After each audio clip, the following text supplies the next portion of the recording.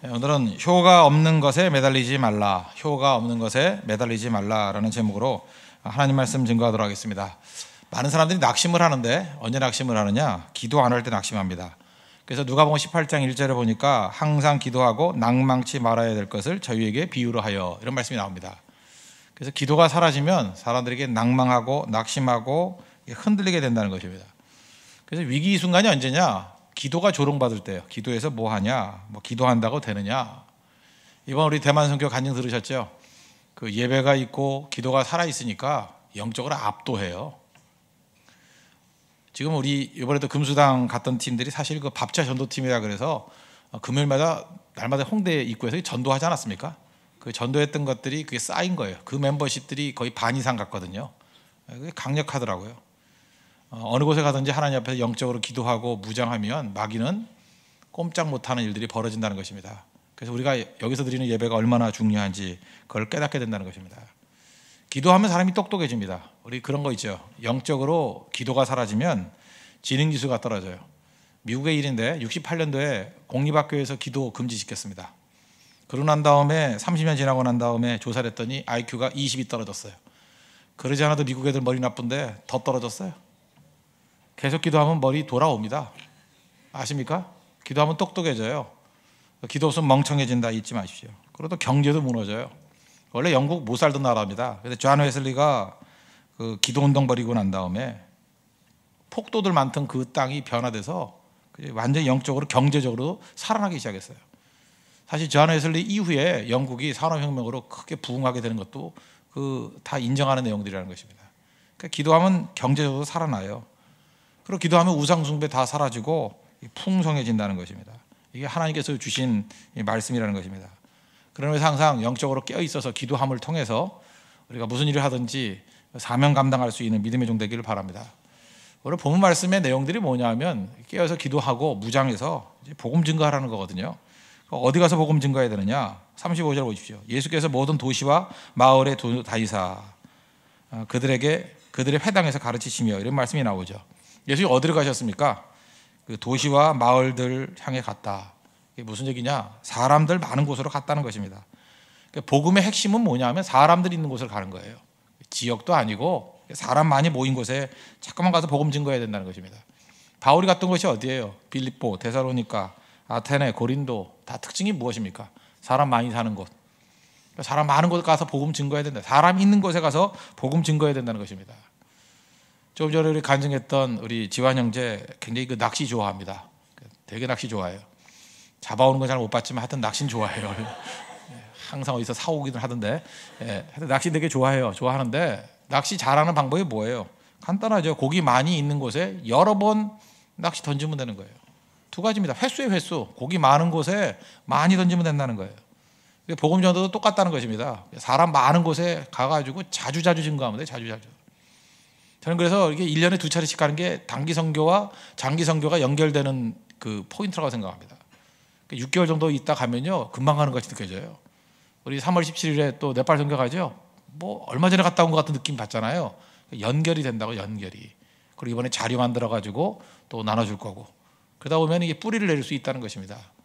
하나님 앞에 우리가 가져야 될 것들이 뭐냐? 사람 있는 곳에 항상 가는 것들이 꼭 필요하다는 것입니다. 사람들이 문제가 뭐냐면 꼭 안 되는 거 고집 부리는 사람이 있어요. 안 되는 거. 저는 교인들도 마찬가지라고 생각합니다. 성도들도 하나님께서 이렇게 다 때가 있거든요. 어떤 때는 이게 변화될 준비가 돼 있는 사람들이 있어요. 거기 가서 복음 증거하면 되는 겁니다. 그죠? 잠깐 안 되는 사람 붙들고 애쓰지 말고. 성경에다 보면은 마태복음 10장 14절에 그런 말씀이 나와요. 누구든지 너희를 영접하지도 아니하고 너희 말을 듣지도 아니하거든 그 집이나 성에서 나가 너희 발에 먼지를 떨어버리라. 먼지 털고 나오라는 거예요. 무슨 얘기입니까? 되는 곳 가가지고 집중하면 열매 있다는 거죠. 열매. 지금 분명히 대만 선교 잘 되고 있죠. 하나님께서 큰 은혜를 주신 것 같아요. 오히려 뭐 옛날보다 더 능력이 임하는 것 같아요. 집중력을 가지고. 그리고 대만 선교는 제가 볼 때 너무 적게 가서 안 돼요. 한 팀이 적어도 15명에서 20명은 가야 됩니다. 오히려 많이 가야지 효과가 있는 것 같더라고요. 많이 가야지. 그래서 여름에는 우리 한 200명 이상 가려고 그러거든요. 많이 가야 돼, 많이 가서 한 지역의 영적 싸움을 벌여야 된다는 것입니다. 되는 곳까지 가요. 되는 곳. 잘 되는 곳. 대책도 필요하지만 잘 되는 곳에 집중하게 되면 하나님께서 그걸 통해서 풍성한 열매를 부어 주신다는 것입니다. 하나님의 능력 가운데 여러분들 언제나 이게 잘 되고 이끌어 간다 그럴 때 이렇게 부흥이 임할 때 그때 집중하는 모습들이 있어야 된다는 것입니다. 두 번째 내용은 뭐냐 하면 우리 강점 갖고 일해야 된다는 거예요. 현장에 가가지고 하는 일이 뭐냐? 복음 증거하는 거죠. 잠깐 딴짓하지 말고 복음 증거해야 된다는 거예요. 35절 뒤에 보니까 회당에서 가르치시며 천국 복음을 전파하셨다 그랬죠. 천국 복음을 전파하셨다. 그러니까 우리 복음을 가지고 있습니다. 복음 증거하는 거 필요하잖아요. 그런데 복음에는 자신이 없으니까 잠깐 딴짓해요. 무슨 프로그램 개발한다느니 뭐 변론한다느니. 아니 교회가 해야 될 일이 예배 아닙니까? 예배를 통해서 하나님께 영광 돌리고 말씀을 통해서 하나님의 뜻을 증거하고 변화되는 거 아니에요? 본질 아닙니까? 그러니까 이거 안 하고 이거 자신 없으면 여기 생명 걸어야 될 거 아니에요? 잠깐 딴 걸 하려고 그래. 딴 거를. 그래서 문제가 된다는 것입니다. 교회의 강점이 뭐예요? 복음에 있습니다. 성경을 보라고요. 특별히 요한계시록 같은 데 보면 마귀가 언제 다 박살이 나죠? 예수 그리스도의 십자가에 피 묻은 복음 증거할 때 그때 승리하잖아요. 그러니까 우리가 가지고 있는 강력한 힘이 있습니다. 그게 바로 뭐냐면 복음의 능력이라는 거예요. 오직 예수 그리스도의 피밖에 없다고. 나의 죄를 씻기는 오직 예수의 피밖에 없다고. 악한 마귀를 멸하는 것도 오직 예수의 피밖에 없다고. 그걸 꼭 해야 되겠죠. 영어 잡지에 보니까 이런 거 하나 나오더라고요. A big man playing small. 그러니까 무슨 얘기냐면 작은 플레이를 하는 큰 선수 뭐 그런 뜻이겠죠. 그러니까 등치는 큰데 그 엉뚱한 바보짓 하고 있다는 거예요. 무슨 얘기냐? 그러니까 농구 선수 잘하는 사람 누가 있나요? 키 큰 사람. 샤킨 오닐이란 뭐 우리 대학 다닐 때는 뭐 서장훈 뭐 이런 애들 키 되게 크죠. 그런 사람들이 해야 될 일이 뭐예요? 이 골 밑에 서가지고 공 떨어지는 거 잡아가지고 넣는 거죠. 그거 하면 돼요. 큰 선수니까. 근데 괜히 잘난 척하려고 바깥에 나가가지고 3점슛 쏘고 들어도 안 가는 거. 그러면 안 되겠죠. 우리가 지금 그러면 안 된다는 거예요. 하나님께서 우리에게 큰 복음의 능력을 주셨으니까 우리에게 맞는 강점 가지고 뛸 줄 알아야 된다는 것입니다. 그럼 언제든지 승리한다는 거예요. 우리에겐 복음이라는 강점이 있습니다. 복음 외에 딴 거 없어요. 아무것도 없어도 돼요. 그걸로 갖고 뛰면 승리할 수 있다는 것입니다. 최근에 나온 그 신간 중에 말콤 글래드웰이 쓴 다윗과 골리앗이라는 책이 있죠. 다윗과 골리앗. 뭐 성경 사무엘상 17장에 나오는 내용을 근거로 해서 이제 나온 얘기죠.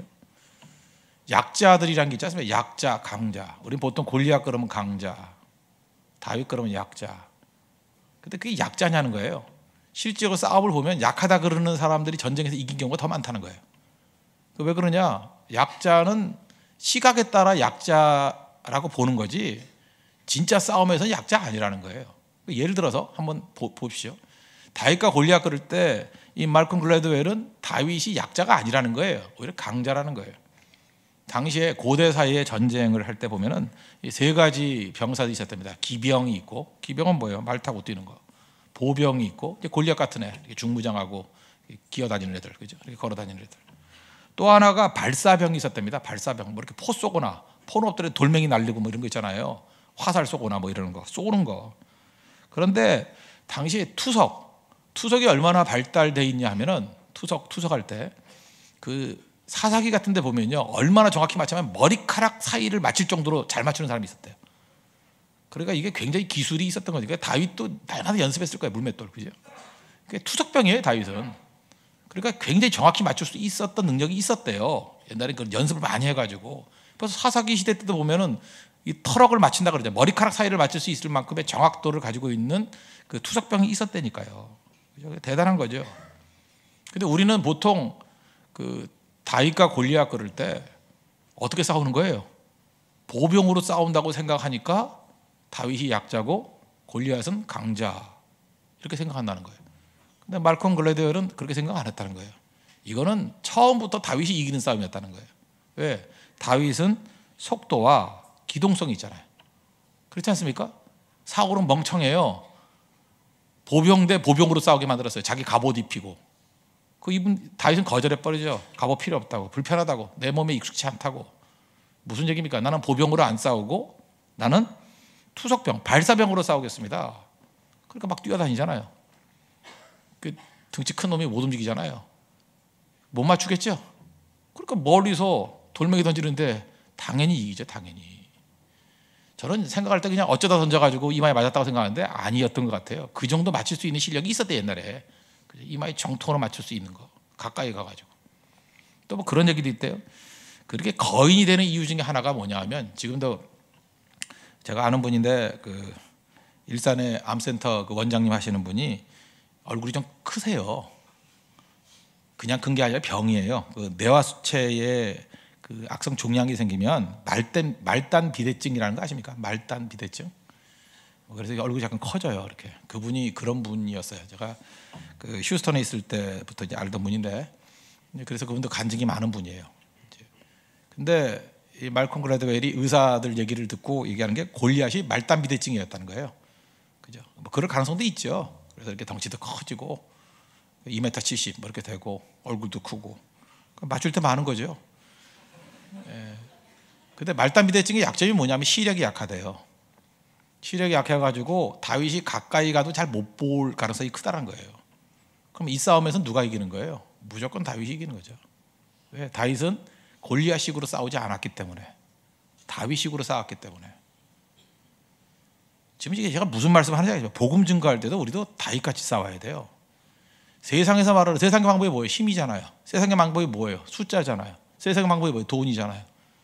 우리 그렇게 싸울 거예요? 아닙니다. 우리는 복음의 능력이 있어요. 기도의 능력이 있어요. 보이지 않는 힘이 있어요. 그래서 세상과 전혀 다른 싸움을 벌여야 된다는 것이며, 전혀 다른 싸움. 그럼 언제나 승리한다는 거예요. 말콤 글래드웰이 예를 하나 더 드는데, 아라비아 로렌스 들어봤죠? 그 베두인족들 데리고 터키군과 싸우던 얘기들. 영화도 나왔어요. 아라비아 로렌스라고. 그죠? 근데 그때 보니까 이 베두인들은요, 그냥 그 말 하나 타고, 그 다음에 총알도 100발밖에 없대요. 뭐 이렇게 장비도 없어가지고. 그리고 밀가루 들고 다니고, 그 다음에 물도 한 0.5리터면 버틴대요. 그리고 사막에서도 물 찾는 법을 한대요. 가볍죠? 그래서 하루에 말 타고 180km를 움직일 수 있대요. 180km면 여기서 뭐 서울에서 대전 조금 가기 전에 조치원 정도. 그 정도로 움직일 수 있는 속도가 있대요. 엄청난 거죠? 그러니까 터키군 게임이 안 되죠. 아무리 병력 많으면 뭐 할 거예요? 탱크 많으면 뭐 할 거예요? 기동력 가지고 다 때려부시니까 그냥 다 무너지는 거죠. 상대편의 작전대로 뛰는 게 아니에요. 우리 리듬대로 뛰면 돼요. 제가 누님 말씀이지만 뭐 토끼와 거북이 얘기하잖아요. 거북이가 토끼한테 지는 이유가 뭐예요? 굳이 육지 가서 싸우려고 그러니까. 왜 토끼 방식대로 싸워서 이기려고 그래? 이 거북이 멍청한 놈이. 거북이 방식으로 싸워야죠. 바다에서 싸우자 그러면 토끼 죽잖아요. 뭐 시합 따기 전에. 언제나 자기의 유리한 쪽으로 싸우면 된다는 것입니다. 자기의 강력한 갖고 싸우면 된다는 거예요. 교회의 영적 싸움의 내용이 무엇입니까? 복음에 있습니다. 그래서 복음 말고 딴짓 하는 건 다 실패하는 거예요.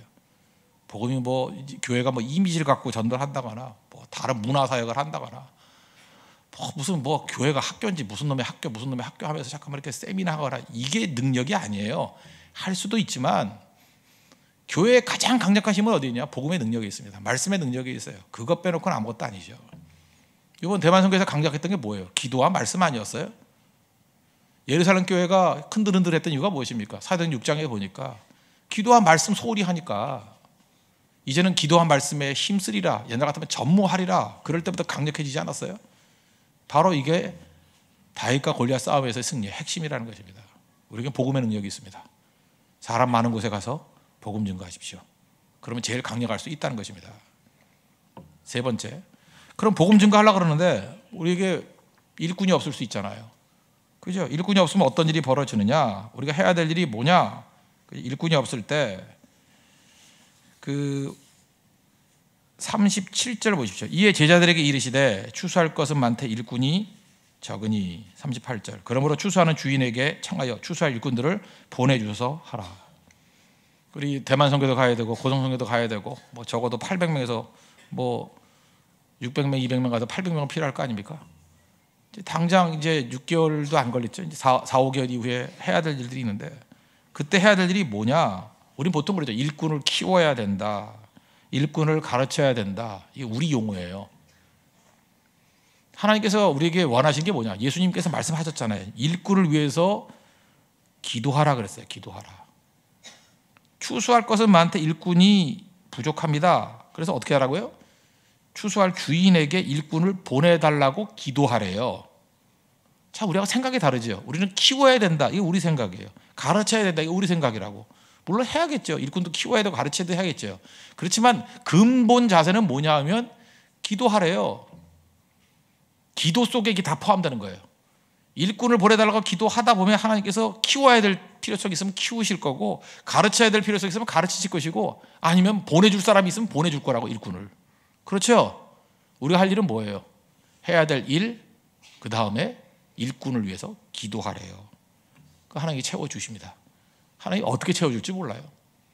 제가 옛날에 그 해외 선교를 할 때 일꾼이 없었어요. 특별히 대만 선교 때 일꾼이 없어가지고 참 힘들었습니다. 중국어 하는 사람도 없고, 뭐 언어 훈련 시키는데 시간이 꽤 많이 걸리잖아요.